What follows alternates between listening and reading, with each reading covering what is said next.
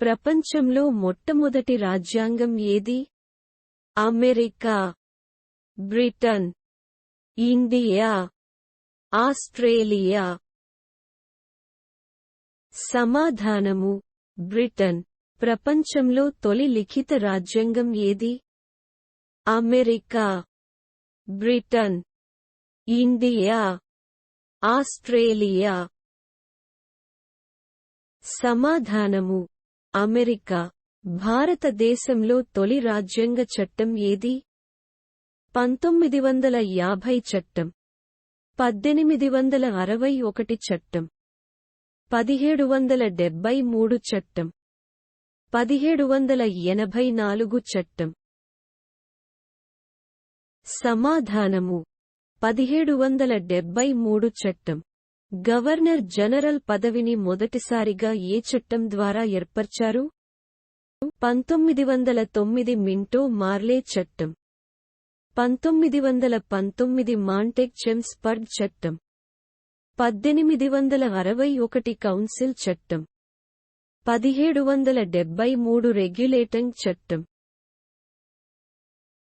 సమాధానము: 1773 రెగ్యులేటింగ్ చట్టం. కలకత్తాలో ఫెడరల్ కోర్ట్, సుప్రీం కోర్టును ఏ చట్టం ద్వారా ఏర్పాటు చేశారు? 1784 చట్టం, 1773 రెగ్యులేటింగ్ చట్టం, 1833 బార్టర్ చట్టం, 1813 బార్టర్ చట్టం? సమాధానము: 1773 రెగ్యులేటింగ్ చట్టం. భారతదేశంలో బోర్డ్ ఆఫ్ కంట్రోల్ను ఏర్పాటు చేసిన చట్టం ఏది? 1773 రెగ్యులేటింగ్ చట్టం, 1784 పిట్ ఇండియా చట్టం, 1793 చార్టర్ చట్టం, 1813 చార్టర్ చట్టం? సమాధానము: 1784 పిట్ ఇండియా చట్టం. దేశంలోనే మొట్టమొదటిసారిగా ద్వంద్వ పాలనకు నాంది ప్రస్తావన జరిగింది? 1773 రెగ్యులేటింగ్ చట్టం, 1753 చార్టర్ చట్టం, 1784 పిట్ ఇండియా చట్టం, 1813 చార్టర్ చట్టం? సమాధానము: 1784 పిట్ ఇండియా చట్టం. ఏ చట్టం ద్వారా ఈస్టిండియా కంపెనీ వ్యాపార గుత్తాధికారమును రద్దు చేశారు? 1813 చార్టర్ చట్టం, 1833 చార్టర్ చట్టం, 1793 చార్టర్ చట్టం, 1853 చార్టర్ చట్టం? సమాధానము: 1813 చార్టర్ చట్టం. ఏ చట్టం ద్వారా గవర్నర్ జనరల్ ఆఫ్ బెంగాల్ పదవిని గవర్నర్ జనరల్ ఆఫ్ ఇండియాగా మార్చారు? 1833, 1813, 1861, 1858? సమాధానము: 1833. కింది వాటిలో మొదటి సంఘటన? సివిల్ సర్వీస్ రంగంలో పోటీ పరీక్ష విధానం, సంపూర్ణ స్వేచ్ఛ వాణిజ్య విధానం, భారత రాజ్య కార్యదర్శి పదవి ఏర్పాటు, ఈస్టిండియా కంపెనీ పరిపాలన రద్దు. సమాధానము: సంపూర్ణ స్వేచ్ఛ వాణిజ్య విధానం. భారతీయ లా కమిషన్ ఏర్పడిన సంవత్సరం? 1813 సంవత్సరం, 1833 సంవత్సరం, 1853 సంవత్సరం, 1858 సంవత్సరం? సమాధానము: 1833 సంవత్సరం. ఎటువంటి విచక్షణ లేకుండా ప్రభుత్వోద్యోగానికి అందరూ అర్హులేనని పేర్కొన్న చట్టం ఏది? 1813 చట్టం, 1773 రెగ్యులేటింగ్ యాక్ట్, 1833 చార్టర్ చట్టం 1784 పిట్ ఇండియా చట్టం సమాధానము 1833 చార్టర్ చట్టం బ్రిటిష్ ప్రభుత్వం భారతదేశంలో ప్రవేశపెట్టిన ఏ చట్టం ద్వారా వైస్రాయ్ ఆధిపత్యాన్ని వారి కార్యనిర్వాహక మండలిపై పోర్ట్ఫోలియో విధానం ద్వారా నెలకొల్పారు? 1861 కౌన్సిల్ చట్టం 1885 భారత ప్రభుత్వ చట్టం 1892 కౌన్సిల్ చట్టం 1909 కౌన్సిల్ చట్టం సమాధానము 1861 కౌన్సిల్ చట్టం బ్రిటిష్ ప్రభుత్వం తూర్పు ఇండియా కంపెనీ డైరెక్టర్ల నుంచి భారతదేశ పాలనను ఎప్పుడు స్వీకరించింది? 1833 1853 1858 1909 సమాధానము 1858 భారతీయ రాష్ట్రంలో స్వీయ శాసన నిర్మాణ అధికారం లేకుండా చేసిన చట్టం 1813 1833 1853 1861 సమాధానము 1853 భారత ప్రభుత్వ చట్టాల్లో కేంద్ర పబ్లిక్ సర్వీస్ కమిషన్ ఏర్పాటుకు అవకాశం కల్పించిన చట్టం 1892 కౌన్సిల్ చట్టం భారత ప్రభుత్వ చట్టం 1919 భారత ప్రభుత్వ చట్టం 1935 భారత ప్రభుత్వ చట్టం 1909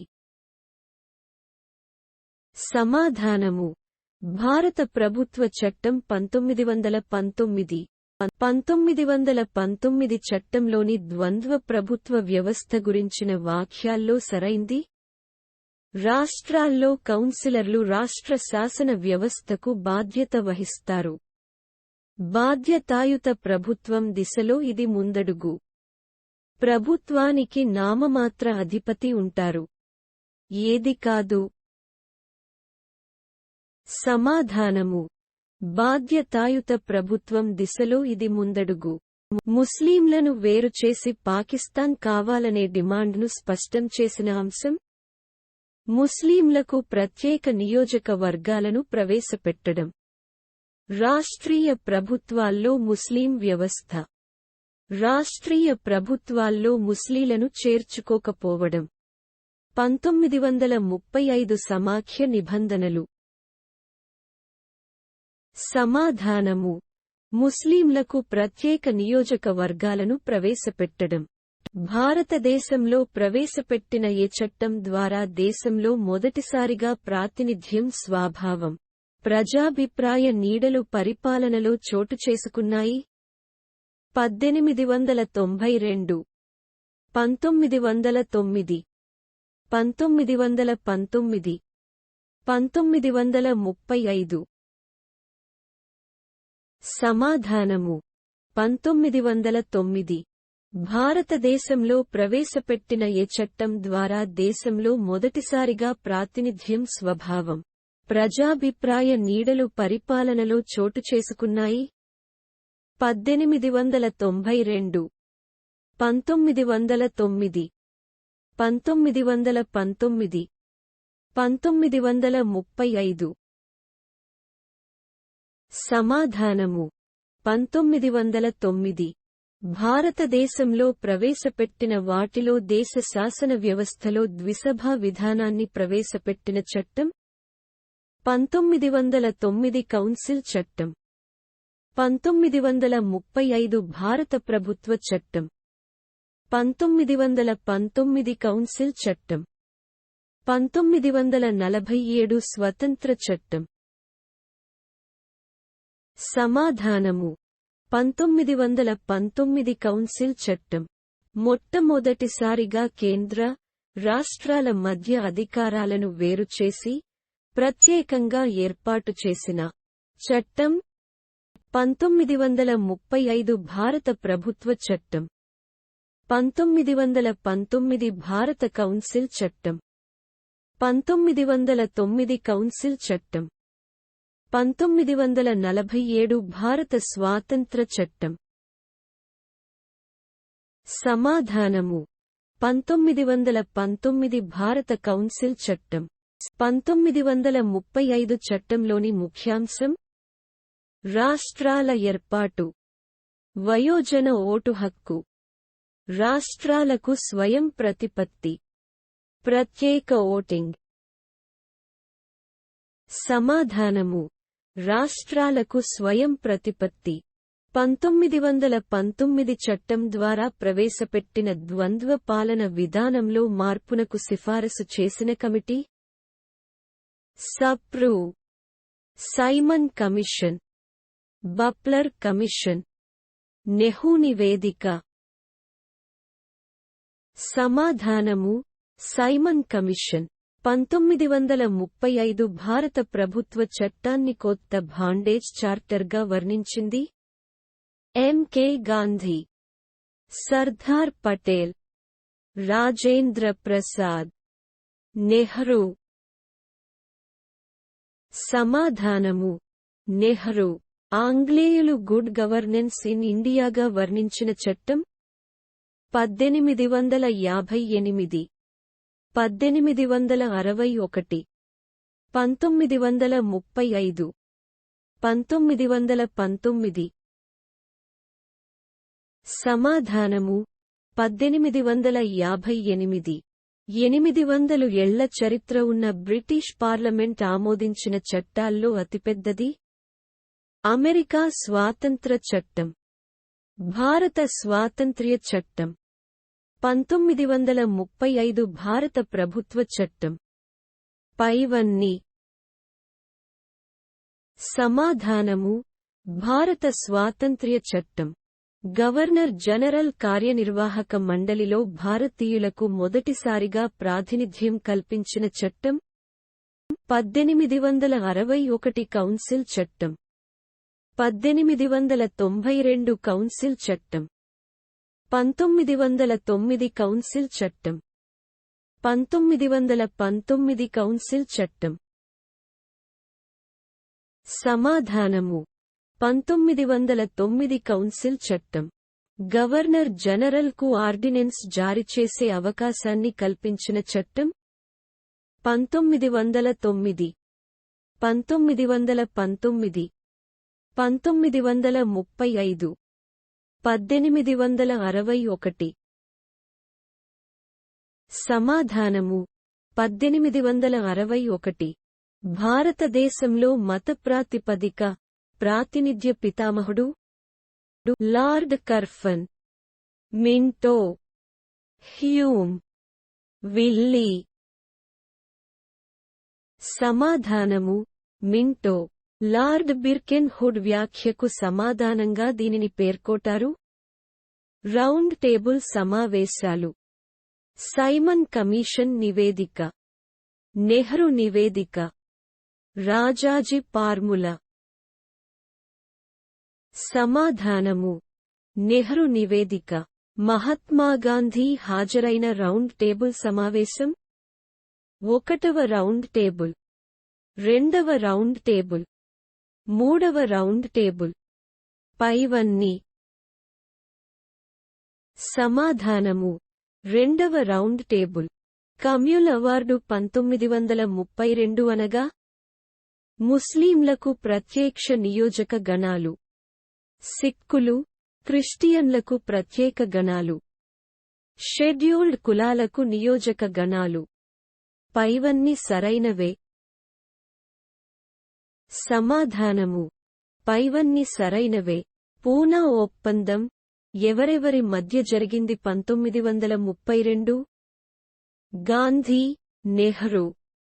గాంధీ బిఆర్ అంబేడ్కర్, నెహ్రూ రాజేంద్ర ప్రసాద్. పైవేవి కావు. సమాధానము గాంధీ బిఆర్ అంబేడ్కర్. రౌండ్ టేబుల్ సమావేశాల గూర్చి సరైనది 1930 నుండి 1932 వరకు లండన్లో 3 సమావేశాలు జరిగాయి. రౌండ్ టేబుల్ సమావేశాల ఆధారంగా 1935 భారత ప్రభుత్వ చట్టం రూపొందించారు. సైమన్ కమిషన్ నివేదిక ఆధారంగా రౌండ్ టేబుల్ సమావేశాలు జరిగాయి. పైవన్నీ సరైనవే. సమాధానము: పైవన్నీ సరైనవే. భారత ప్రభుత్వ చట్టం 1935 ప్రకారం కార్యనిర్వహణ అధికారం కలిగి ఉండునది. బ్రిటిష్ రాణి కౌన్సిల్ నందలి గవర్నర్ జనరల్. England parliament. సమాఖ్య శాసనసభ. సమాధానము: కౌన్సిల్ నందలి గవర్నర్ జనరల్. 1935 భారత ప్రభుత్వ చట్టం విషయంలో సరికానిది. రాష్ట్రంలో సంపూర్ణ బాధ్యతాయుత ప్రభుత్వం, కేంద్రంలో పాక్షిక బాధ్యతాయుత ప్రభుత్వం.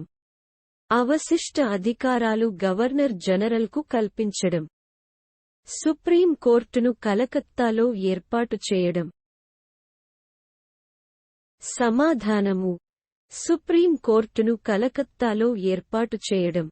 రాష్ట్రాల్లో ద్విసభా విధానం, కేంద్రంలో ద్వంద్వ ప్రభుత్వం ఏర్పాటు చేసిన చట్టం. 1919 చట్టం. 1927 సైమన్ కమిషన్. 1935 చట్టం. 1944 నివేదిక. సమాధానము: 1935 చట్టం.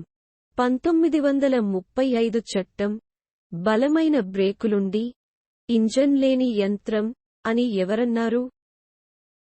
గాంధీ, నెహ్రూ, మదన్ మోహన్ మాలవ్య, జిన్నా. సమాధానము: నెహ్రూ. ప్రత్యక్ష ఎన్నికల విధానం స్త్రీలకు ఓటు హక్కు కల్పించిన చట్టం. 1935 చట్టం. 1892 చట్టం. 1919 చట్టం. 1909 చట్టం. సమాధానము: 1919 చట్టం. లార్డ్ లిన్ లిత్గో ప్రతిపాదనలకు గల మరొక పేరు. ఆగస్టు 1940 ప్రతిపాదనలు. సెప్టెంబర్ 1940 ప్రతిపాదనలు. అక్టోబర్ 1940 ప్రతిపాదనలు. ఏది కాదు? సమాధానము: ఆగస్టు 1940 ప్రతిపాదనలు. 1931 సంవత్సరం దేనికి ప్రసిద్ధి? గాంధీ ఇర్విన్ ఒడంబడిక. గాంధీ జిన్నా ఒడంబడిక. రెండవ రౌండ్ టేబుల్ సమావేశం. ఆ మరియు సి. సమాధానము: ఆ మరియు సి. క్రిప్సు ప్రతిపాదనలు 1942 సరైనవి. భారతదేశానికి అవసరమైన రాజ్యాంగాన్ని నిర్మించుకోవడానికి రాజ్యాంగ పరిషత్తు ఏర్పాటు అవుతుంది. క్రిప్సు లేబర్ పార్టీ నాయకుడు. క్రిప్సు రాయబారం విఫలనుకోవడం వల్ల క్విట్ ఇండియా ఉద్యమం జరిగింది. అన్ని సరైనవే. సమాధానము: అన్ని సరైనవే. వేవెల్ ప్రణాళిక ప్రకటించిన సంవత్సరం. 1944. 1945. 1946. 1946. సమాధానము: 1945. రాజ్యాంగ పరిషత్ 1946ను ఎవరి సిఫారసుల ప్రకారం ఏర్పాటు చేశారు? వెనెల్ ప్రణాళిక -1945. Cabinet machine -1946. అట్లీ ప్రకటన. పైవేవి కావు. సమాధానము: కాబినెట్ మిషన్ -1946. క్యాబినెట్ మిషన్ గూర్చి సరికానిది. ప్రోనిషియల్ గ్రూపింగ్. తాత్కాలిక దేబినెట్. పాకిస్తాన్ ఏర్పాటు. రాజ్యాంగ హక్కును గుర్తించడం. సమాధానము: పాకిస్తాన్ ఏర్పాటు.